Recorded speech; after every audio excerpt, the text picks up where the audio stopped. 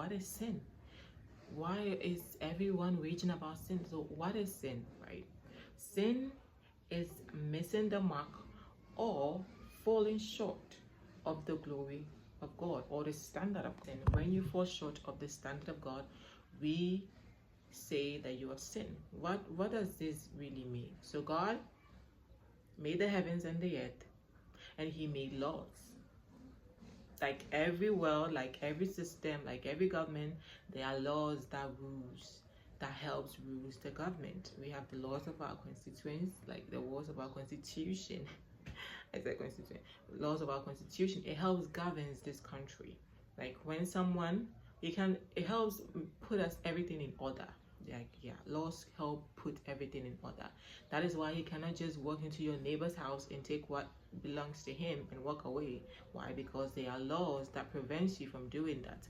They are like, you can't walk up to the next person and boom, slaughter that person because you want to. No, you can't just walk about on your whims or emotions because you feel like it. The laws will deal with you. The laws will judge you. The laws will hold you responsible. So sinning is you not following the laws that God has put in place to run this universe. So every time you sin, you fall short of God's glory. Like every time you sin, you fall short of the standard of God, which is the laws that he has put in place. So the Bible tells us that the punishment of sin, anyone who sinned, the punishment of sin is death. Whatever the sin is, doesn't matter if it's big or small in your eyes, that sin, the punishment for it is death. Now the death that we're talking about is not just physical death, it's spiritual death. So Romans 3:23 tells us that for all have sinned and fallen short of God's glory. And the consequences of that sin, according to Romans 6:23, is death. So for the wages of sin is death. The wages of sin, the payment of sin is death. Wages is payment, right? So the payment for the sins that you have made, or the sinful person that we were before Christ, or we are if you don't have Christ, is sin. Okay, so sin separates us from God. How does sin separate us from God? I have to take you to the beginning, right? So God made the heavens and the earth. He placed Adam, the first man, in the Garden of Eden, and he made Eve. Now he warned them, Adam, please take out whatever you want, but there is just this one tree, right? You cannot touch it. You cannot eat the fruit thereof, because if you do, what would you do? You will die. Don't touch it. The minute you do and you eat it, you will die. But guess what?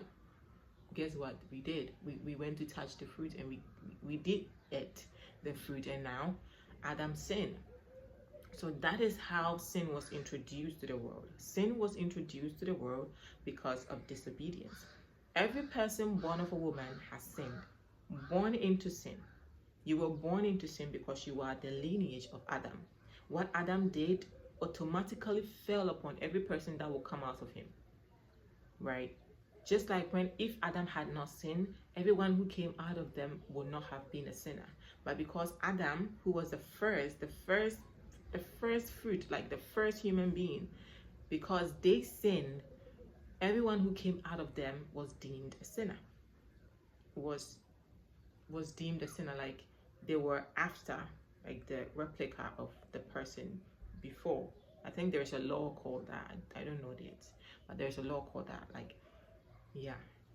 So since we have all sinned, we cannot save ourselves.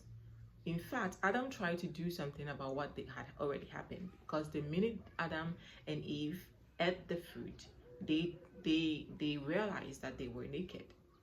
Scripture says that they realized immediately that they were naked, and they felt ashamed. So they went to take leaves to cover themselves. And then they heard God coming, like he usually does in the garden. Scripture said that God will come in the cool of the day, and he will come and talk to his children, Adam and Eve. But God was coming as usual when Adam started running. Adam just started running, going to hide, because somehow the presence of God made him feel scared, made him feel more naked. So Adam ability to cover himself was futile because it did not do anything. So when God came and he saw the mess that they have gotten themselves into, God decided to spare them and just do something about it. But we'll get there. All right. So humanity's inability to save itself. We cannot save ourselves. Ephesians 2 verses 8 to 9 says that salvation can never be attained by your good works. No, salvation can never be attained by your good works.